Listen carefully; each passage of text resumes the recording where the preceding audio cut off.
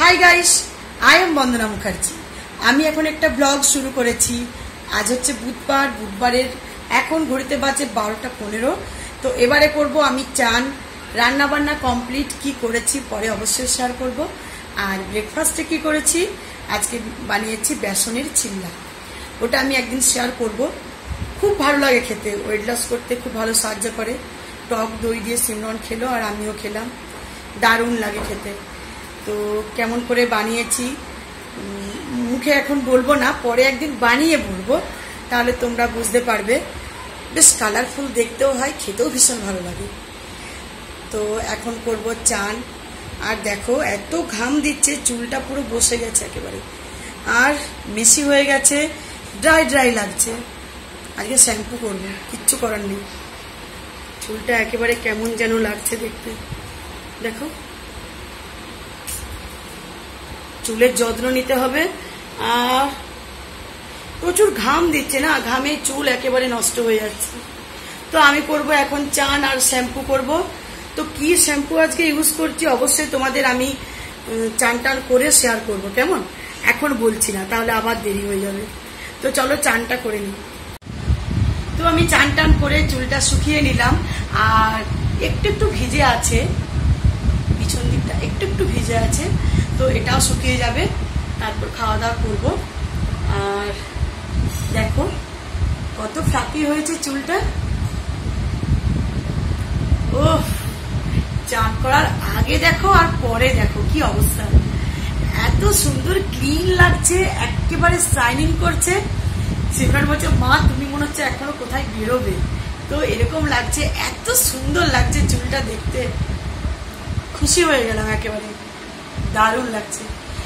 এত ফ্লাফি রেখে কথা বলতে পারবো না গো, একটা ক্লিপ নিয়ে। আর তোমরা আমাকে অনেকেই কমেন্টে লিখছো, আমার বেশিরভাগ কমেন্ট প্রত্যেকে হেয়ারের নিয়ে প্রত্যেক দিন করে থাকে যে চুল। আর সত্যি চুল তো ঠিক রাখতেই হবে। চুল কি করে ঠিক থাকবে, এই কমেন্টের উত্তর, চুল তো ঠিক রাখতেই হবে। কেননা চুল যদি ঠিক না রাখি কোনো কিছুই ভালো লাগে না। দেখবেন আগে যখন মেয়েকে দেখতে যেত, সম্বন্ধ দেখতে যেত, তখন কি হতো যে দেখে এসে যদি মেয়ের লম্বা কালো ঘন চুল হয়, আগে ওই কথাটাই সবাই বলে যে একেবারে মেয়েটার কালো ঘন লম্বা চুল। এত শুনতে ভালো লাগে। আর তোমরা প্রত্যেকেই বলে থাকো যে সিমরনের চুলটা ভীষণ সুন্দর, গ্রোথ আছে, হেলদি। সিমরনের চুল সত্যি খুব সুন্দর। আর আমি কাটিং করলেও কিন্তু আমার চুল খুব ঘন। আমি যে কোনো কাটিং করি, আমি বেশিরভাগ করে থাকি 3 স্টেপ। তো এই স্টেপ বলো আর আরো কিছুই বলো, স্টেপটা আমি বেশি করি, কিন্তু চুল খুব ঘন। চুল ফাঁকা নেই, চুল আমার মানে ছোট থেকে খুব সুন্দর ঘন চুল। তো এই আর কি। তো অবশ্যই তোমাদের মানে বলতেই হবে, চুলকে ভালো রাখতেই হবে। এত বাইরে পলিউশন, এই জন্য আমাদের চুলের অনেক কিন্তু ক্ষতি হয়। আর আমি অবশ্যই বলবো তোমাদের আমি কি ইউজ করি। আর একটা কথা কি জানো তো, আমার কোনো জিনিসটা ভালো অথচ আমি কোনো কেয়ার করব না। আমার আজকে যে এজ, আমার এখন যে এজটা, আমাকে তো করতেই হবে। এবার ছোট বয়সীদের বলছি, তাদের মনে করো খুব ভালো লম্বা কালো চুল, কিন্তু আমি চুলের কোনো যত্ন করব না, এরকম মেন্টালিটি কিন্তু রাখা চলবে না। তাহলে কিন্তু বয়সের সাথে সাথে চুলটা খারাপ হয়ে যাবে। তো চুলকে ভালো রাখতে হলে প্রথম থেকেই কিন্তু চুলের খুব যত্ন করতে হয়। আর অ্যাকচুয়ালি আমিও ছোট থেকে প্রচন্ড যত্ন করেছি, আমি নিজেই করেছি। আমার মা তো করতোই, কিন্তু আমিও বন্ধু বান্ধবদের কাছে শুনে তখনকার দিনে মানে আমিও খুব যত্ন করতাম। চুলে এই লাগাতাম, ওই লাগাতাম, চুলকে কতটা টাইম ওটা লাগাতে হবে, চুলের প্রচন্ড যত্ন করেছি, তাই আজকে চুল ভালো আছে। আর তো সেটা হচ্ছে মামাআর্থের অনিয়ন শ্যাম্পু, আমি এটা ইউজ করি। আর একটা হচ্ছে মামাআর্থের আর্গান শ্যাম্পু।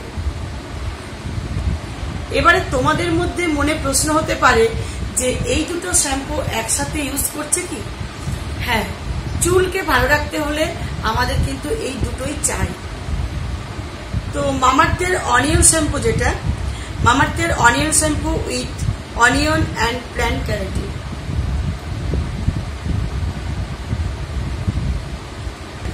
আর তোমাদের নিশ্চয়ই মনে আছে আমি অনেকদিন আগে, মানে অনেকদিন হলো না, কিছুদিন আগে অনিয়ন অয়েল একটা ইউজ করেছি।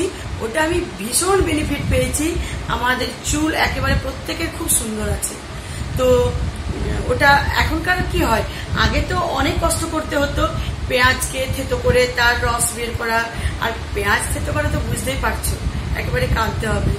তো সে আর কি ওইগুলো এখন আর করতে হয় না। মামাআর্থের অনেক ভালো ভালো প্রোডাক্ট এসে গেছে, যেটা আমাদের মানে আর কষ্ট করার কোনো দরকার নেই। আর এই শ্যাম্পু দুটোই হচ্ছে paraben and SLS free, dermatologically tested and all hair type. এবারে বলি এটার কাজ হচ্ছে, মানে এটা আমাদের হেয়ার ফলটাকে কমিয়ে দিচ্ছে আর চুলের গোড়াটাকে আমাদের একেবারে স্ট্রং করছে। দেখবে হেয়ার ফল হয়, কিন্তু হেয়ার ফল যদি বেশি হয়ে থাকে তখন সেটা কিন্তু একটা ডিজিজ। আর হেয়ার ফল হতে হতে কোনো জায়গায় হয়তো ফাঁকা ফাঁকা হয়ে যাচ্ছে, টাক টাক টাইপের, তো সেটা কি হচ্ছে, গোড়াটা শক্ত থাকছে না, তার জন্য কিন্তু চুলটা উঠে উঠে ফাঁক হয়ে যাচ্ছে। আর এতে আমার গোড়াটাকে যদি শক্ত করে তাহলে চুল ওঠার আর সেটা এটা থাকছে না, আর চুল না উঠলে ফাঁক বা টাক সেটাও হবে না। Mamaearth onion shampoo help you combat the problem of hair fall. আর এই শ্যাম্পুগুলোর মধ্যে কোনো রকম হার্মফুল কেমিক্যাল নেই। আর এটা হচ্ছে Mamaearth argan shampoo with argan and apple cider vinegar. আর এটা হচ্ছে for frizz free and stronger hair. দেখো এখানে লেখাই আছে।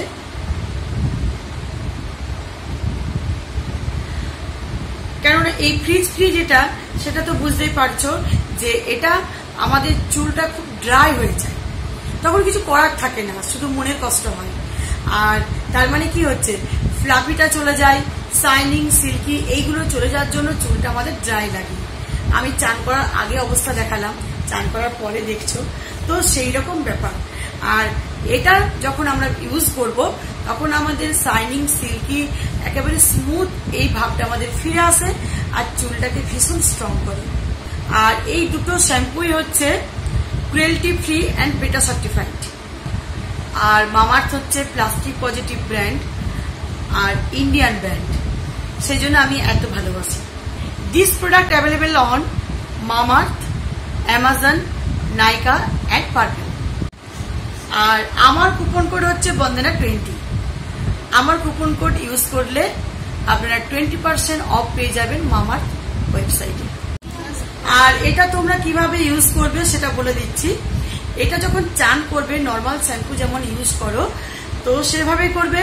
আর আগে প্রথমে চুলটা ভালোভাবে ভিজিয়ে নেবে, তারপর হাতে নিয়ে এইভাবে স্ক্যাল্পে এরকম করে মাসাজ করবে, যতক্ষণ না একটা লেদার ফর্ম হচ্ছে ততক্ষণ করবে, তারপর ধুয়ে ফেলবে। আর আমি কেন ইউজ করছি এটাও তোমাদের মনে হতে পারে। তো আমার চুলে মনে হচ্ছিল যে ফ্লাফিটা চলে গেছিল, শাইনিং সিল্কি একটা যে ভাব থাকে সেটাও কিন্তু আমি পাচ্ছিলাম না। যেমন অনেক সময় স্কিনের মধ্যে হয়ে থাকে, আমাদের স্কিন ড্রাই হয়ে যায়, সেরকম চুলেও হয়। তো আর ঘরদোর হলো, বুঝতে পারছো অনেক ডাস্ট হয়েছিল, যার কারণে হয়তো হয়েছিল। তো সেজন্য আমি ইউজ করছি, আর আমার চুলে আগের মতোই সেই সিল্কি শাইনিং স্মুথ এই জিনিসটা এসে গেছে। তো এই দুটো শ্যাম্পুই হচ্ছে 250 ml এর। আর আমি ডেসক্রিপশন বক্সে লিঙ্ক দিয়ে দেবো, তোমরা ভালো করে চেক করবে আর ইচ্ছে করলে আনাতে পারবে। তোমরাও জানো যে অনিয়ন শ্যাম্পু, আর্গান শ্যাম্পু এগুলো খুব ভালো। তো এই দেখো আজকে আমার লাঞ্চের মেনু হচ্ছে সেদ্ধ ডিম, আর আছে এখানে পেঁপের তরকারি ওই দিয়ে ছোলা দিয়ে, আর এখানে আছে স্পেশাল একেবারে সেই কলি কলি কারান ছাতু আর কচু দিয়ে ঝোল। তো আমি পুরো টেবিল গুছিয়ে নিয়েছি। খেতে শুরু করেছে সিমরনের বাবা। সিমরন দারুণ। তো চলো আমিও বসে পড়ি।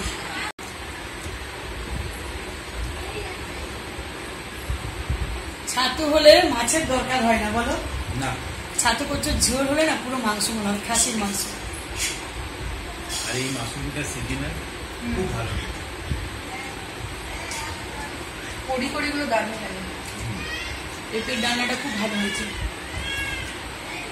আমি আগে টেস্ট করেছি রান্না করার সময়। তো চলো খেয়ে নি। তো গাইস খাওয়া দাওয়া করে একটু বিশ্রাম নিলাম, আর বিশ্রাম নিতে নিতেই চলে এলো আমার দুই ভাইপো। তো এরা এসে গেছে, এরা আমাদের ভীষণ ফ্যান, এরা না হলে আমাদের জমবে না। আমাদের প্রতিদিন এরকম বিকেলে গল্প হয়, ক্যারাম খেলা হয়, তোমরা তো জানো। আর সিমরন বসে আছে, এই যে সবাই মিলে গল্প হচ্ছে অনেক কিছু। তো আমি বললাম তোমরা ছোট্ট ছোট্ট দুটো গল্প বলো, শুনতে ভালো লাগবে, একটা করে মোরাল থাকে গল্পের মধ্যে, ছোট্ট ছোট্ট একেবারে 3-4 লাইনের। তো কে বলবে আগে? আমি। তুমি? আচ্ছা তাই বলো না, গল্প শুরু করো বেটু, বলো। একটা ব্রাহ্মণ ছিল, সে খুব লোভী আর বোকা ছিল। এক ব্রাহ্মণ খুব লোভী আর বোকা ছিল। তারপর একদিন একটা তরমুজ পেল। হ্যাঁ, সে মাঠে মাঠে যাচ্ছিল। তরমুজটাকে কি করে? মাথায় নিয়ে যাচ্ছিল মাঠে মাঠে। তারপর তার খুব জল তেষ্টা পেল। জল তেষ্টা পেয়েছিল না? কি করলো সে? দিয়ে সে একটা কুয়োতে যে জল খেতে গেল, দিয়ে তরমুজটাকে নিচে নামাতে যাচ্ছিল, দিয়ে ভাবলো যে আমি নিচে নামাবো না, কেউ নিয়ে চলে যাবে। আরে বাহ, মানে তরমুজটা নিচে নামাচ্ছে না, যদি কেউ নিয়ে চলে যায়। লোভ আছে না যে বাড়ি ফিরে তরমুজটা খাবো আমি। দিয়ে কি করলো? মাথায় চুলের মধ্যে, মাথার জটের মধ্যে নিয়ে কুয়োতে জল খেতে গেল, দিয়ে নিজে জটের মধ্যে কি করলো? বেঁধে নিয়েছিল। আর তারপরে দিয়ে জল খেতে গেল কুয়োয়, দিয়ে নিজে তরমুজ সহ ডুবে গেল। এরকম করতে মানে মাথাটা ভারী হয়ে গেছে, বড় তরমুজ, পাকা তরমুজ মাথায় বেঁধে রেখেছে চুলের জটে, আর যে কুয়োতে এরকম করে দড়ি বালতি করে নিতে গেছে, আর সেই অমনি পড়ে গেছে। মানে এতে বোঝা যাচ্ছে এত বোকা আর লোভী ছিল, লোভ প্রচন্ড ছিল আর বোকা ছিল। তোমার গল্পটা দারুণ লেগেছে, দারুণ। তোমাদের কেমন লাগছে অবশ্যই জানাবে এই পুচকে ভাইপো গুলো। এবারে আছে লোভ করতে নেই আর এত বোকাও হতে নেই। এবারে সেকেন্ড হচ্ছে চলে আসছে ঋষি। ঋষি বলবে গল্প। এবারে ঋষির গল্পটা শুরু করা যাক। এক পিঁপড়ে এবং এক শিকারি এবং পায়রার গল্প। একদিন এক পিঁপড়ে জলে পড়ে গেছিল এবং পায়রাটা দেখতে পেয়ে সে গাছ থেকে একটা পাতা ছিঁড়ে নদীতে ফেলে দিয়েছিল এবং পিঁপড়েটি সেটি ধরে ডাঙ্গায় উঠে এসেছিল। এবং কিছুদিন পর পায়রাটার জন্য এক শিকারি ফাঁদ পেতে রেখেছিল জালে খাবার দিয়ে, এবং সেটাই পায়রাটি পড়েছিল এবং শিকারিটি ভাবলো আজ ওইটাকে ধরবো, কিন্তু পিঁপড়েটি তার পায়ে কামড় দিয়েছিল বলে পায়রাটি চট করে উড়ে পালিয়ে গিয়েছিল। আসলে পিঁপড়েটা মানে ওই যে সাহায্য করেছিল পায়রাটা, সেই কথাটা মনে ছিল যে আমাকে একদিন বাঁচিয়েছে, আমিও তাকে বাঁচাবো। যেই শিকারি তার মানে এটাই পায়রাকে নিতে গেছে জালের মধ্যে, অমনি পিঁপড়ে, ছোট্ট একটা পিঁপড়ে কটাস করে চিমটি কেটে দিয়েছে। তার মানে এটাতে আমরা কি শিখলাম? যে আমরা মানুষ আমাদের উপকার করুক আর না করুক, আমাদের করে যেতে হবে। তো উপকার করলে ভগবান আমাদের উপকার করবে, মানে কোন রূপে এসে ভগবান ঠিক আমাদের উপকার করবে। বাহ, পিঁপড়ে আর পায়রার গল্প দারুণ বললো দুজনে। আর একজন লালচি ব্রাহ্মণ, সে তরমুজের গল্প বললো। দুটো ছোট ছোট গল্প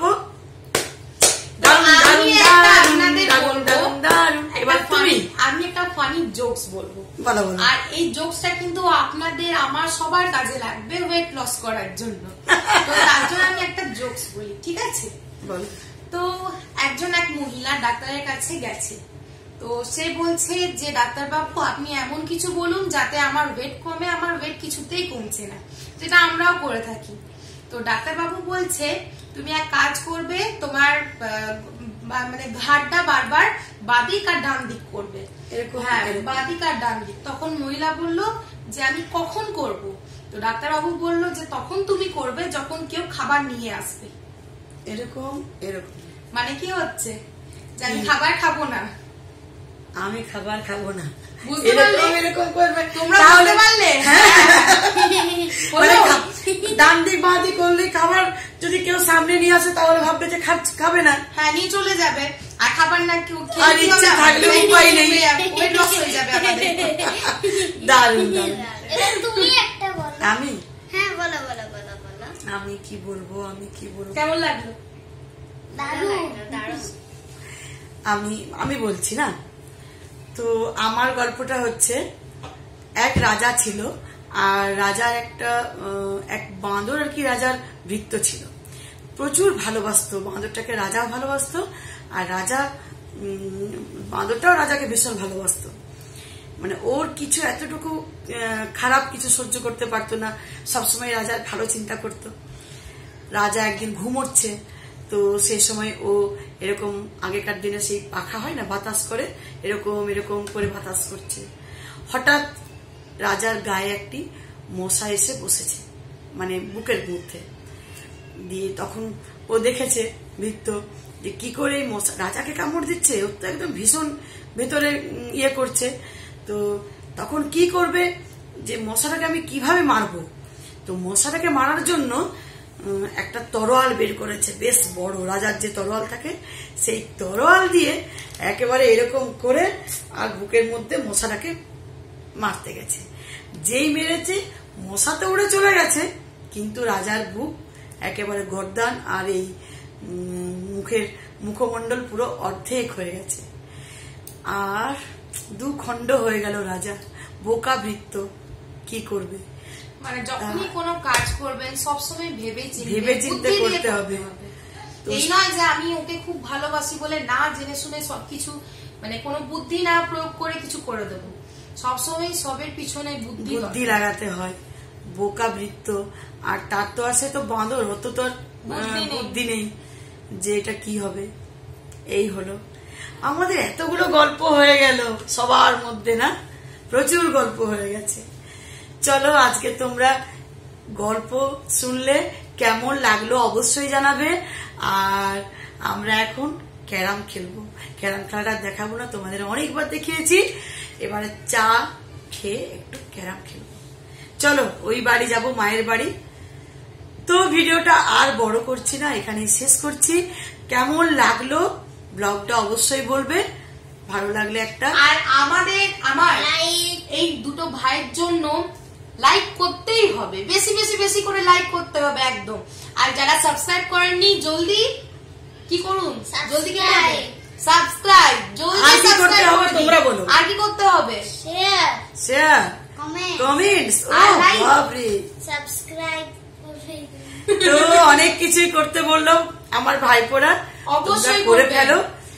আবার দেখা হবে নেক্সট ব্লগে, ততক্ষণের জন্য বাই বাই। সবাই ভালো থেকো, সুস্থ থেকো। আবার নিয়ে পুচকিগুলোকে চলে আসবো অন্য ব্লগে।